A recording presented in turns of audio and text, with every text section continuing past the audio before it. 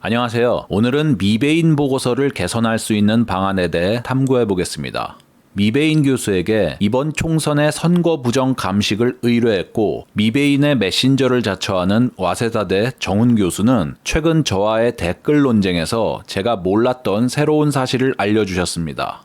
자꾸 제가 보기에 지역적인 문제 하나를 가지고 물고 늘어지시는 것 같은데 프리덤 파이터 2022란 이메일을 사용하시는 어떤 분이 중앙선관위에서 공개한 이번 총선 데이터를 바탕으로 영어와 한글 데이터 세트를 만드신 분인데 이분한테 이메일 보내서 한번 따져보시길 바란다. 미베인 교수님은 본인이 직접 데이터셋을 만든 게 아니라 저 위에 공개된 데이터세트를 가지고 통계를 돌리셨을 뿐이다. 데이터상에 문제가 있다고 정 생각되시면 데이터세트를 만든 프리덤 파이터 2022란 분에게 직접 따져보라. 저는 이 얘기를 듣고 경악하지 않을 수 없었습니다. 정리하자면 미베인 교수는 모델에 입력하는 데이터세트를 자신이 직접 만들지 않았고 프리덤 파이터 2022라는 이메일 계정 유저분이 만들어 제공한 데이터세트를 그냥 모델에 돌려서 나온 결과를 가지고 보고서를 썼다는 얘기입니다.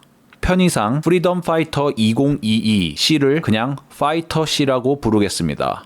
또 놀랍게도 정훈 교수는 만일 데이터 소스가 잘못이 있을 경우 그 책임은 미베인 교수가 아니라 파이터 C가 져야 한다고 생각하시는 것 같습니다. 그러나 이는 매우 잘못된 생각이죠. 설령 파이터 C가 제공한 데이터 세트에 오류가 있다 쳐도 미 교수는 그게 맞는지 확인하는 건 기본이고 한국의 선거제도에 대해 충분히 공부한 후에 모델을 돌렸어야 맞습니다. 충분한 확인과 검증 과정을 거치지 않고 나온 결과를 사기라는 제목을 달아 일반 대중에게 공개하고 다른 나라 선거 결과에 대해 이러쿵저러쿵 하는 것은 미 교수가 전문가로서 직업윤리에 기본이 안 돼 있다는 결정적 증거입니다. 정훈 교수는 미베인을 어떻게든 변호하고 싶으신 것 같은데 미베인의 이러한 행위가 전문가로서 대단히 무책임한 행동이란 건 명백한 사실입니다. 그리고 파이터 C의 데이터 세트에 별다른 문제가 있다고 생각하지도 않습니다. 지난 영상에서 저는 미베인이 공개한 데이터 소스를 가지고 강남구 갑의 당일 투표율을 계산해 드린 바가 있죠. 보시는 바와 같이 정상적인 당일 투표율 값이 나왔습니다. 하지만 미베인이 제시한 선거구별 당일 투표율의 최소값은 대략 70%입니다. 즉 미베인이 멀쩡한 데이터를 가지고서도 잘못 계산한 거죠. 결국 이는 파이터 C가 제공한 데이터 세트가 문제가 아니라 미베인이 멀쩡한 데이터를 가지고 당일 투표율을 잘못 계산했다는 증거라고 봐야 합니다. 미베인 교수의 반성과 책임 있는 자세를 촉구하면서 본론으로 들어가 제가 미 교수에게 보고서 개선을 위한 제안을 드리도록 하겠습니다. 제가 미 교수에게 제안하는 건 크게 세 가지입니다. 첫 번째, 데이터 단위의 통일 문제입니다. 보시는 그림은 미베인이 사전투표, 당일투표를 집계 단위 불문하고 다 때려 넣은 산점도입니다. 앞서 여러 차례 말씀드렸다시피 관외 사전투표의 집계 단위는 선거구이고 관내 사전투표의 집계 단위는 읍면동입니다. 그리고 본투표의 집계 단위는 당일투표소인데 이 당일투표소는 읍면동의 하위 레벨이죠. 즉 하나의 읍면동에서는 여러 개의 당일투표소가 있습니다. 미베인은 단위가 제각각인 데이터를 통일하지 않고 그대로 짬뽕을 만들어 하나의 산점도에다 다 쑤셔 넣는 엽기적인 행위를 선보였습니다. 이러한 데이터 처리 오류를 해결하기 위해 제가 제안드릴 수 있는 것은 당연히 데이터 단위를 통일하라는 거겠죠. 그런데 데이터 단위를 통일할 때 가장 장애가 되는 요소는 역시 선거구 단위로 집계된 관외 사전투표입니다. 관외 사전투표를 읍면동 단위로 쪼갤 수 있다면 데이터 단위를 읍면동으로 통일할 수 있게 됩니다. 문제는 선관위가 과연 이러한 데이터 제공에 협조를 해줄까 하는 문제인데요. 선관위 쪽 분들이 미베인을 얼마나 미워하겠습니까? 미베인은 완전히 찍혔겠죠? 그럼에도 미 교수가 선관위에 정중히 도움을 요청하면 선관위에서 관외사전 단위를 읍면동으로 쪼개어줄지 혹시 모르죠? 관외사전 단위를 쪼갤 수 없다면 관외사전 투표 데이터는 아쉽지만 버리는 수밖엔 도리가 없습니다. 두 번째, 엉터리 투표율 산식 문제입니다. 미베인의 사전 투표율 산식은 물론 당일 투표율 산식도 정말 가관입니다. 미베인의 투표율 산식은 보시는 화면과 같은데요. 이것 때문에 사전투표율이 100% 가깝게 나올 수밖에 없습니다.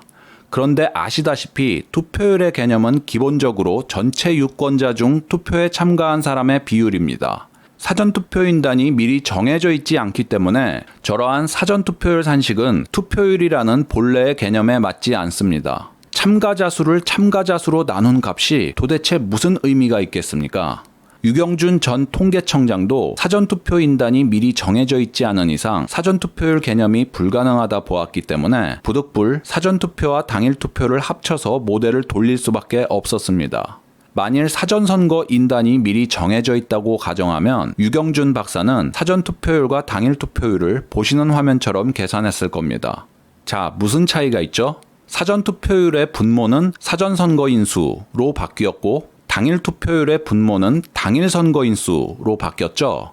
저도 처음에는 사전선거인단이 미리 정해져 있지 않았으므로 사전투표율이란 개념이 성립할 수 없다고 생각했고 이전 영상에서도 그렇게 말했습니다.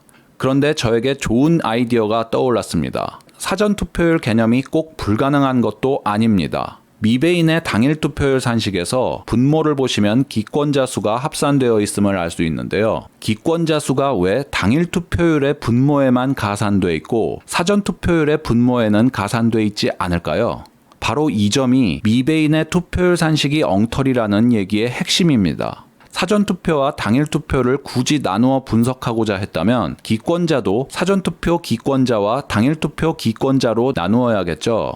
그러니까 미베인 모델에 적합한 가상의 사전선거인단과 당일선거인단을 가정해 보자는 겁니다. 먼저 어떤 지역의 전체 유권자 수는 사전선거인수와 당일선거인수의 합으로 나타낼 수 있습니다. 그리고 사전선거인수는 사전투표에 참가한 사람과 참가하지 않은 사람의 합이고 당일선거인수는 당일투표에 참가한 사람과 참가하지 않은 사람의 합이겠죠.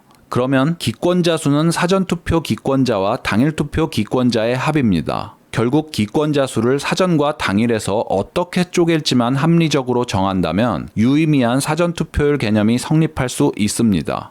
기권자 수를 사전투표자 수와 당일투표자 수의 비율로 쪼갠 것을 각각 사전투표 기권자 수, 당일투표 기권자 수라고 한다면 보시는 바와 같이 사전투표율과 당일투표율 산식이 성립합니다. 제가 강남구 갑 선거구의 하위 행정구역인 신사동을 예시로 들겠습니다. 보시는 화면은 선관위에서 제공하는 신사동의 개표 결과입니다. 지금부터 이 표를 가지고 신사동의 사전투표율과 당일투표율을 계산해 보겠습니다. 그런데 여기 함정이 하나 있습니다. 아까 첫 번째 지적에서 언급했다시피 관내 사전투표에 집계다니는 선거구라고 했죠. 즉 강남구 갑 선거구의 관내 사전투표자 수는 나오지만 그 하위 행정구역인 신사동의 관내 사전투표자 수는 알 수가 없습니다. 유경준 박사가 이러한 이유 때문에 관내 사전투표자 수를 분석 대상에서 완전히 제외했던 것이죠. 이건 선관위가 데이터 제공에 협조를 해주지 않으면 관내 사전투표자 수를 제외하는 수밖에 없습니다.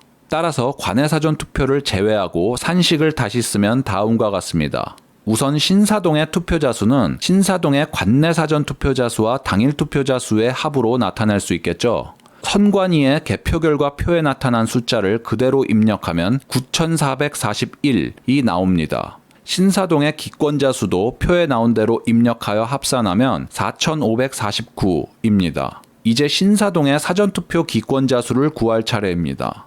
아까 구한 신사동의 기권자 수 값인 4,549에다가 관내 사전 투표자 수의 비율을 곱하면 되겠죠. 관내 사전 투표자 수의 비율은 분모에 신사동의 투표자 수인 9,441이 들어가고 분자에 관내 사전 투표자 수인 2,716이 들어갑니다. 그럼 최종적으로 약 1,309표가 나오는데요. 이걸 가지고 신사동의 당일투표 기권자 수를 구할 수 있겠죠. 신사동의 기권자 수 4,549에서 1,309를 빼면 3,240이 나옵니다. 마지막으로 이제까지 구한 값들을 보시는 산식에 대입하면 신사동의 사전투표율과 당일투표율 모두 약 67%로 거의 비슷하게 나타난다는 사실을 알 수 있습니다. 득표율의 산식도 보시는 것과 같은 분모를 쓴다면 미베인 보고서에 나온 결과와 숫자가 상당히 달라지는데요. 이건 잠시 후에 제가 보여드리도록 하겠습니다. 보시는 그림은 제가 지난 영상에서 여러 차례 보여드렸던 미베인 보고서의 투표율 분포입니다.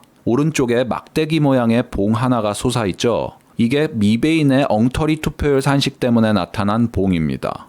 투표율을 정상적인 산식으로 계산한다면 미베인이 만들어낸 오른쪽 봉우리는 사라지고 모델을 돌린 결과는 진짜로 유의미해질 수 있습니다. 미베인 교수는 제발 고집 그만 부리시고 투표율 산식을 정상화시켜서 다시 모델을 돌리시길 제안드립니다. 자, 세 번째는 선거구별 당일 투표율 문제입니다. 미베인 보고서의 그림 2, 3, 4, 5에서 A 산점도를 보시면 당일 투표율이 너무 높게 나오죠. 최저값이 70%이고 거의 100%인 당일 투표율 값도 나타납니다. 이건 도저히 이번 총선의 투표율이라고 봐줄 수가 없습니다. 이건 제가 지난 영상에서 여러 번 설명했으니까 반복하지 않겠습니다. 미 교수는 이 산점도를 아예 빼버리시든지 선거구별 당일 투표율을 다시 제대로 계산하든지 둘 중에 하나는 하셔야 할 것 같습니다. 정리하겠습니다. 제가 미베인 보고서에서 지적한 대로 수정할 경우 산점도가 어떻게 달라지는지 보여드리도록 하겠습니다. 보시는 화면은 미베인 보고서의 그림 1A에 나와 있는 문제의 산점도입니다. 단위가 통일되어 있지 않은 19,131개의 데이터가 여기저기에 덩어리를 형성한 모습을 보실 수 있죠. 이렇게 여러 덩어리가 따로 떨어져 있는 이유는 바로 미베인의 엽기적인 투표율과 득표율 산식 덕분입니다. 오른쪽은 미베인이 공개한 데이터 소스를 가지고 제가 똑같은 산점도를 그려본 것입니다.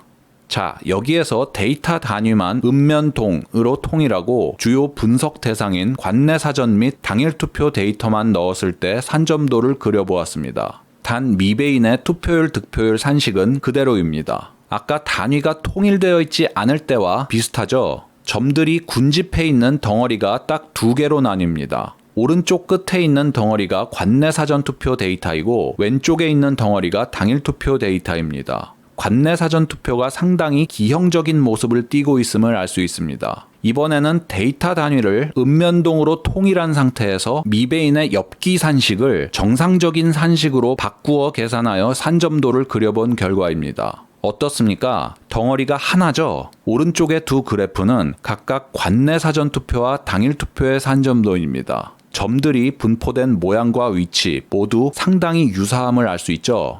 민주당 후보의 사전선거 득표율이 당일 선거에 비해 약간 높게 나타나는 것 외에는 별다른 차이점을 발견할 수 없습니다. 참고로 보시는 화면은 미베인의 강의 자료에서 발췌한 글입니다. 미베인은 여기서 자신의 모델이 데이터와 그 분포의 패턴을 가지고 부정행위가 있었음을 탐지할 수 있다고 설명하고 있습니다. 미베인 보고서에 의하면 대부분의 부정행위 신호는 사전투표에서 나타났고 당일 투표에는 부정행위가 거의 나타나지 않았다고 합니다.